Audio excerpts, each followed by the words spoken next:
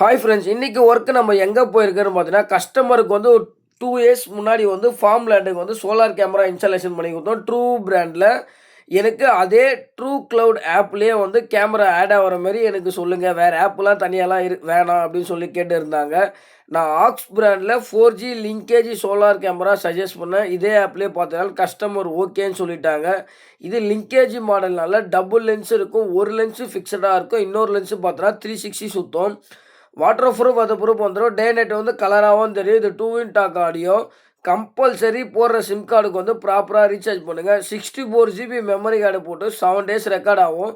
இது அலாரம் சிஸ்டமாக நம்ம யூஸ் பண்ணலாம். பர்டிகுலராக ஒரு இடத்துல யாருன்னா வராங்கன்னா அந்த இடத்துல மார்க் பண்ணிங்கன்னா அது அலாரம் அடிக்கும்.